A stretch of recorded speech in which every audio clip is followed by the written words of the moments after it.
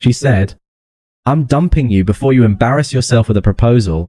So I walked away. Now, her new man cheated with her sister, and she's begging for the peaceful life she threw away. Hey viewers, before we move on to the video, please make sure to subscribe to the channel and hit the like button if you want to see more stories like this. Thanks, throwaway account, because honestly, I never thought I'd be posting about this. But here I am, a year later, and the whole mess has come full circle in the most ironic way possible. If you're into those stories where loyalty gets trampled and then life serves up some cold, hard justice, buckle up. This is from my perspective, and I'll try to keep it real. No embellishments, just the facts. As they hit me a little over a year ago, I was in what I thought was the perfect relationship. Emily and I had been together for 4 years, starting right after college. I met her at a mutual friends party. She was this vibrant, ambitious woman studying graphic design, full of dreams about starting her own freelance business. Me, I'm a software developer, steady job, good pay, but nothing flashy.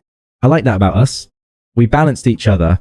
She brought the creativity, I brought the stability. From the beginning, I was all in. I remember our first big hurdle was when she lost her part-time gig during her last year of school. Tuition was piling up, and she was stressed out of her mind. I picked up extra freelance coding work on weekends, skipped a couple of trips with my buddies, and covered her rent for a few months so she could focus on graduating. You're my rock, she'd say, curling up next to me on the couch after a long day. Those moments made it all worth it. I sacrificed without a second thought because I saw a future with her, a home, maybe kids down the line. Hell, I even started saving for a ring about 2 years in. By last year, I'd squirreled away enough for something simple but meaningful. A solitaire diamond that screamed forever without being over the top. We'd moved into a small apartment together in the city. Nothing fancy, but it felt like hours. I handled most of the bills while she built her portfolio. And in return, she made the place feel alive with her artwork on the walls and home-cooked meals when she wasn't buried in projects. Looking back, there were signs, her staying out late for networking events, getting defensive about her phone, but I chalked it up to stress. I trusted her completely. Why wouldn't I? We talked about marriage casually, and she always seemed excited. Someday, she'd say with a wink. That's why, when I finally decided to propose, I wanted it to be right. I confided in her sister Sarah about the ring. Sarah and Emily were close, best friends. Really, they talked every day, shared everything.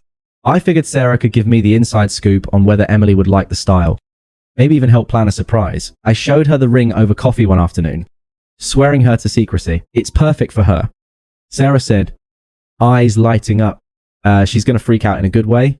I left that meeting buzzing, planning a quiet dinner at our favorite spot that weekend. Little did I know that trust was about to blow up in my face. The night before the proposal dinner, Emily came home from work acting off, distant, avoiding eye contact. I suggested we order in and watch a movie, trying to lighten the mood. She sat me down on the couch instead. Her face, a mix of smugness and pity that I can still picture clearly. My stomach dropped. I knew something was wrong. Look, we need to talk. She started, crossing her arms. Sarah told me about the ring. She couldn't keep it to herself. Said she was too excited or whatever. But honestly, I'm glad she did. It saves us both the awkwardness. I blinked, trying to process awkwardness. What do you mean? She rolled her eyes like I was the one being dense. Come on. You were going to propose. That's cute, I guess. But I'm not ready for that. Actually, I'm dumping you before you embarrass yourself with some big romantic gesture. I've been thinking about this for a while. My heart was pounding, but I kept my voice steady, thinking about what exactly this. She gestured vaguely around the apartment. You're great on paper, stable job, reliable, all that, but it's boring. I need more excitement, more passion. Jake from my design group, he gets it. We've been seeing each other for a couple of months now. He's creative, spontaneous, not like you, always playing it safe with your spreadsheets and routines. I felt like the flaw had vanished. Jake, the guy she'd mentioned in passing as a colleague, flashbacks hit me hard. Me staying up late to help her with her portfolio while she was out brainstorming with him. All those times I trusted her stories, but her words twisted it further like it was my fault. You really thought I'd say yes, she continued, her tone dripping with condescension. I mean, marriage to you, I've outgrown this. You're like a safety net, but I deserve to fly. Jake makes me feel alive. And proposing now, it would have been humiliating for both of us. You on one knee, me having to say no. Better to end it clean. Outgrown. I ichud more to myself than her. The ring was burning a hole in my pocket, hidden in my dresser drawer. Part of me wanted to yell, to demand why she'd led me on, but I didn't. I just sat there for a moment, letting the silence stretch. Her smug expression didn't waver. If anything, she looked relieved, like she'd rehearsed this. So that's it. I finally said, standing up. My voice was calm, even though inside I was reeling. Yeah, that's it. She replied, shrugging. I'll pack my stuff tomorrow. You can keep the apartment. Consider it my parting gift. And don't worry, I'll tell everyone it was mutual. No need to make you look bad. I nodded, grabbing my jacket from the hook by the door. If that's how you feel, then we're done. No begging, no tears, no accusation. I walked out into the night, the door clicking shut behind me like the end of a chapter one hadn't seen coming. I crashed at a buddy's place that night, staring at the ceiling, replaying her words. How could someone I'd given so much to dismiss me like that? The confusion nodded at me. The unfairness of it all. I'd sacrificed vacations, extra hours at work, even put off my own career moves to support her dreams. And for what? To be called boring. A safety net. The next day, I went back to the apartment while she was out. I packed a suitcase with my essentials. Clothes, laptop, a few books, and left my key on the counter. No note, no drama. I transferred the lease to her name quietly through the landlord and set up a new place across town. A small studio that felt empty, but mine. I didn't block her right away, but I didn't reach out either. The silence was my armor. That evening, my phone rang. Sarah, I almost didn't pick up, but curiosity won.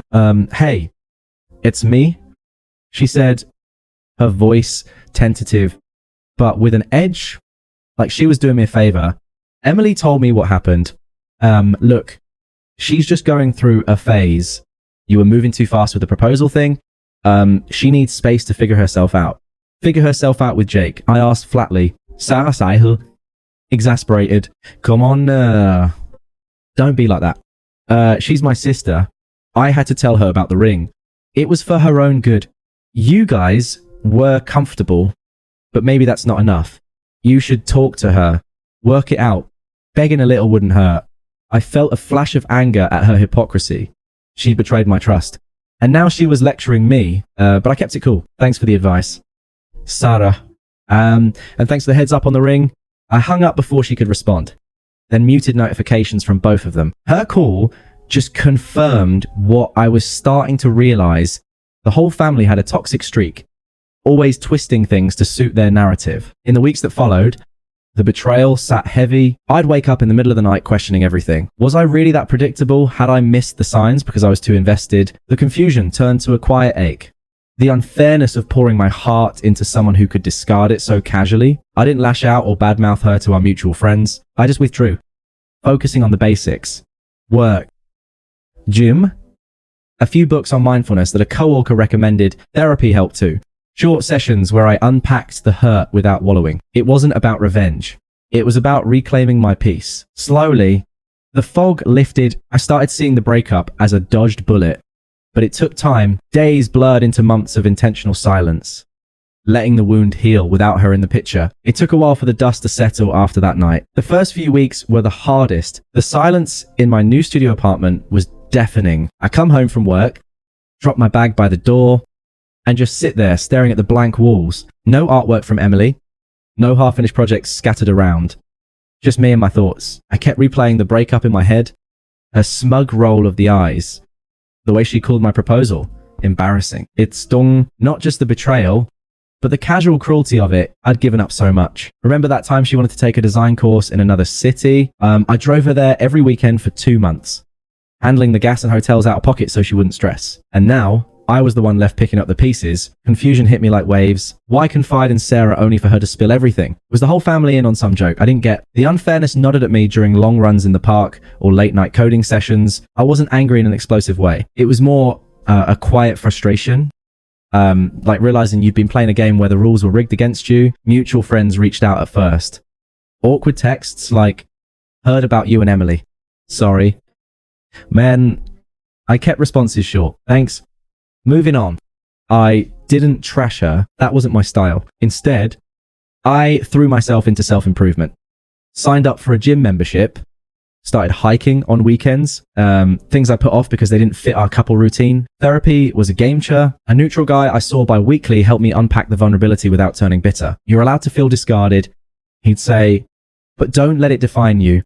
Months ticked by in that intentional quiet. I got a promotion at work. Lead developer on a new project, which meant more responsibility, but also a sense of control I hadn't felt in years. I even started dating casually, nothing serious, just coffee meetups to remind myself I wasn't boring. The ache faded, replaced by clarity. Emily's betrayal wasn't about me. It was her chasing some illusion of excitement. I stopped checking social media altogether, unfollowing everyone tied to her circle. The silence became my strength. A deliberate choice to detach and rebuild. About 3 months in, the first real attempt at contact came. My phone buzzed with a text from Emily. Hey, stranger. Been thinking about us lately. Can we grab coffee? I miss our deep talks. No pressure. Just catching up.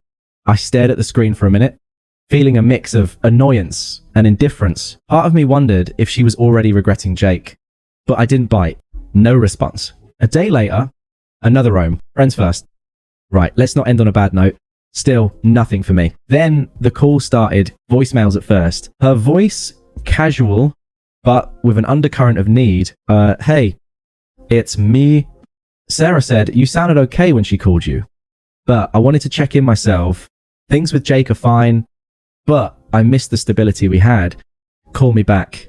Stability. The word made me chuckle bitterly to myself. That's what she'd mocked. As boring, I deleted the message. Without replying, that's when her friends got involved. Toxic echoes of her entitlement. One evening, a message from our mutual acquaintance, Lisa. Emily's been asking about you.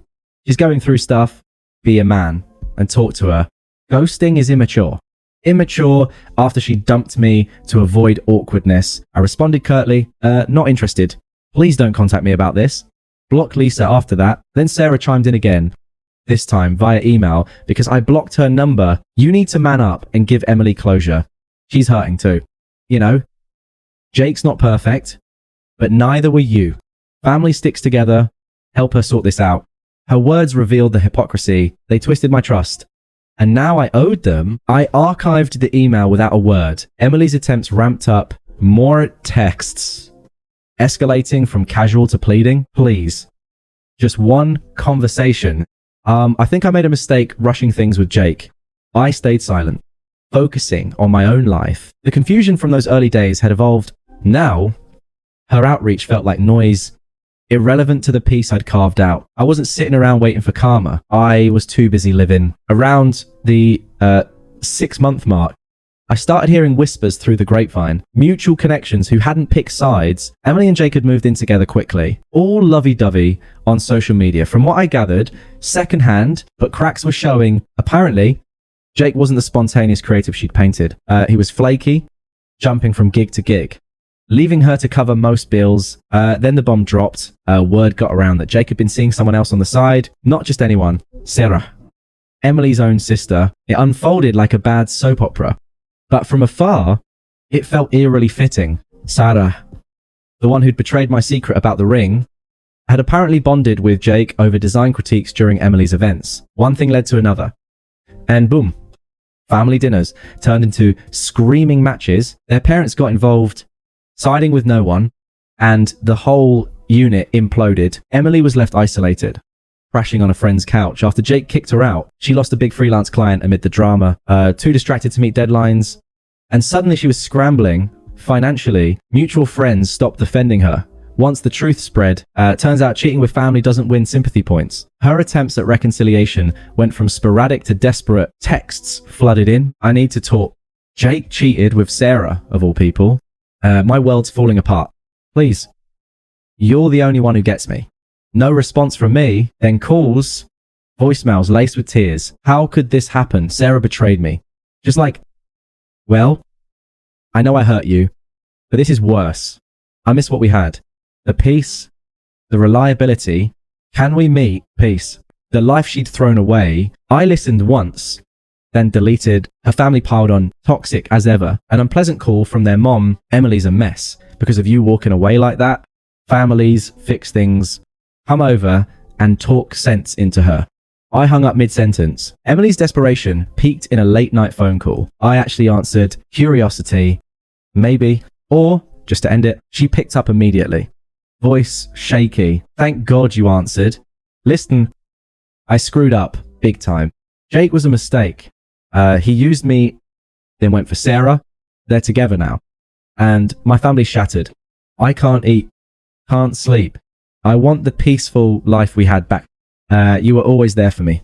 Please, let's try again. I'll make it right. Her words dripped with hypocrisy. The same twisted logic she'd used to justify leaving me. Now she craved what she'd dismissed. I kept my tone, even detached. Emily, that's not my concern anymore. But it could be. She pressed desperation, turning frantic. I see now you were the real deal. Jake's unstable, abusive, even in his words. I'm alone. Broke. Don't you care? No. I said simply, I've moved on. This call changes nothing. She paused. Then anger crept in. You're heartless. After everything, you just disappear. Fine. Rot in your boring life. You deserve to be alone. I ended the call, blocked her number for good. Her rage showed her true colors. Entitled, Irrepentant. It didn't faze me. By then, she was just an echo from the past. I focused forward. My job was thriving. I'd taken up photography as a hobby. And I'd met someone new. Mia. A kind, grounded woman who appreciated stability without mocking it. Life felt full. Earned. A year after the breakup, I was out at a cozy restaurant downtown. The kind, with dim lights and good wine. Mia and I were on a date, laughing over appetizers. Talking about a weekend trip we planned. That's when I spotted Emily across the room, alone at the bar, looking worn down, nursing a drink. Our eyes met briefly. She froze, then approached our table hesitantly, eyes red, like she'd been crying. Mind if I sit for a second? She asked, voice trembling. But she didn't wait. Pulling up a chair. I can't believe it's you. I've been thinking about us non-stop. Jake and Sarah. They're engaged now. Can you imagine? My family's cut me off, blaming me for the mess. I'm living in a crappy rental, scraping by. I realize what I lost. You are life. It was peaceful, real. Please give me another chance. I beg you. Mia glanced at me, confused, but composed. Emily's desperation hung in the air. Her hypocrisy on full display, begging for the boring she'd ridiculed. I met her gaze calmly. No emotion stirring. Emily, this isn't the time or place, but it could be. She insisted, tears spilling. I see you're with someone. Congrats. I guess, but she's not me. We had history. Don't throw it away. I introduced Mia politely. This is Mia. We're enjoying our evening. Then, firm and definitive. I hope you and your family are able to sort things out. Now, we'd like to get back to our dinner. She blinked, stunned, searching my face for sympathy that wasn't there. That's it. After everything, yes. I said, turning back to Mia, that's it. She stood humiliated and walked away without another word. The public contrast hit hard, me thriving. Her unraveling that night sealed my freedom. Emily was irrelevant, a closed chapter. I've built something better. Promotion, travel, a genuine connection with Mia. Proposing to her soon feels right. Earned. Life's ironic like that. The embarrassing proposal she dodged set me free. If you're reading this, trust the quiet dignity. It pays off. Thanks for watching. Make sure to subscribe to the channel and hit the like button. What do you think about this story? Share it in the comments.